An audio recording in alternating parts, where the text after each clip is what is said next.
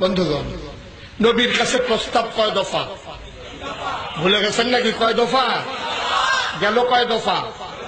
2 দফা প্রস্তাব চলে গেছে। 1 নম্বরে হলো তুমি টাকা চাও, টাকা দেব। 2 নম্বরে হলো নেতা হতে চাও, নেতা বানিয়ে দেব। কোন ক্যাম্পিং লাগবে না, কোন প্রচার লাগবে না, কোন ভোট লাগবে না, কোন গণমিছিল করা লাগবে না, পোস্টারিং করা লাগবে না। আল্লাহ সৃষ্টি করেছেন এমন ভাবে, এটা একটা জেনেটিক ব্যাপার। স্বাভাবিকভাবে সৃষ্টিগতভাবে আমার আল্লাহ রাব্বুল আলামিন মানুষদের মাঝে সেই সম্পর্ক দিয়েছেন, পুরুষ মহিলার দিকে যাবে, মহিলা পুরুষের দিকে যাবে, এটাই স্বাভাবিক। সুতরাং চিন্তার দরকার নাই। যদি তুমি সুন্দরী নারী চাও, যতজন চাও, কাবাগরের সামনে দাঁড় করিয়ে দেব, মুহরানা লাগবে না, বিয়ের খরচ লাগবে না, তোমাকে ওই স্ত্রী হিসাবে গ্রহণ করে নেবা, আমরা তার সব ব্যবস্থা করব। বলেন নাউজুবিল্লাহ। তারা আমার নবীকে চিনে নাই, তারা আমার নবীর চরিত্র সম্পর্কে জানে না।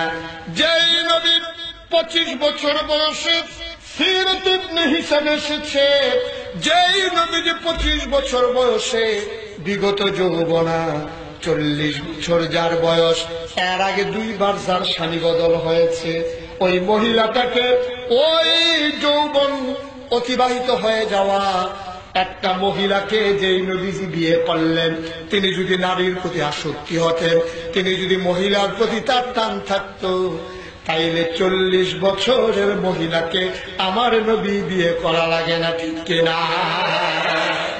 সুন্দরী সুরুষী কুমারী কন্যা দেব, যতজন মন চাই বিয়ে করবে। এক আল্লাহর কথা বলা যাবে না। নবীজি রাজি হয়ে গেছে, কথা বলা রাজি হয়ে গেছে। আল্লাহর নবী তিনি বললেন, ও চাচারা, আমার 2টা হাতের দিকে তাকাও।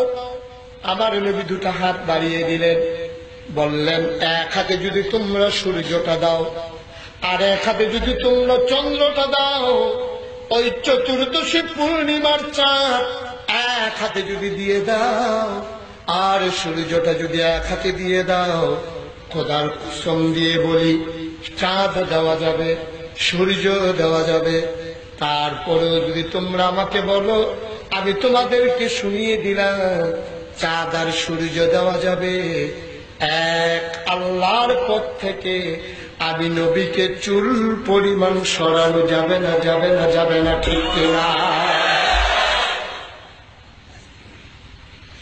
চেষ্টা কম হয় নাই। আমার প্রাণের স্পন্দন, লাখো কোটি জনতার হৃদয়ের মনে আল্লামা দেলাওয়ার হোসেন সাইদিকে জেলখানার ভিতরে যখন নিয়ে যাওয়া হলো, আল্লামা কামাল উদ্দিন জাফরির মাধ্যমে প্রস্তাব দেওয়া হলো, উনি কি চায় বলো, যা চায় তাই দিয়ে দেব। যদি নেতৃত্ব চায়, মর্যাদাপূর্ণ আসনে বসিয়ে দেব। ঢাকাতে বাড়ি চায়, টাকা চায়, দিয়ে দেব।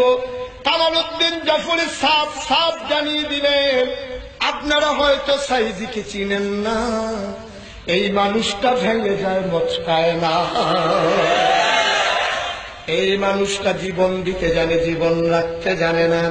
এই মানুষটা ভেঙে যেতে পারে, মচকাতে পারে না। আমি জাফরি কিনা আরো বড় বড় মানুষকে এনে যদি দাও, খোদার কসম দিয়ে বলতে পারি, এই মানুষটা টাকার কাছে, ক্ষমতার কাছে কখনোই সাইদির মতো মানুষকে হারিয়ে দেওয়া যাবে না, ঠিক কিনা?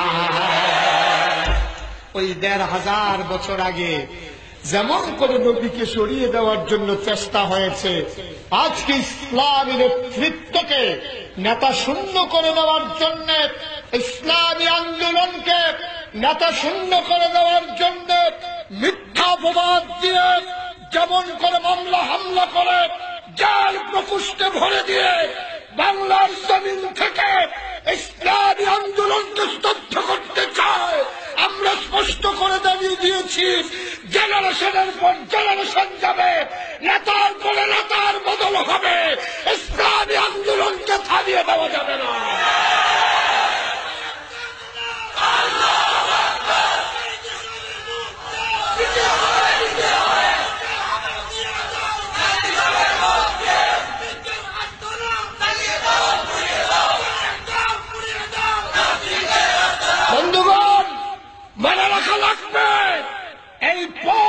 সুবিস্তীর্ণ নয়, এই পথ ফুল বিছানো নয়, এই পথ কাটা বিছানো।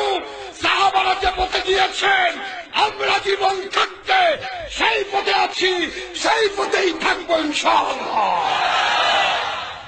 পিছনে ফেরার মতো কোনো সুযোগ নাই। আল্লাহ যেন সামনের দিকে এগিয়ে যাওয়ার তৌফিক দান করে, সবাই বলো আমিন। নবীর কাছে 3 দফা প্রস্তাব দেওয়ার পরে আমার নবী চুল পরিমাণ সরানো যায় নাই। নবীজি ফায়সালা দিয়ে দিলেন, চন্দ্র দেওয়া যাবে, সূর্য দেওয়া যাবে, এক আল্লাহর পথ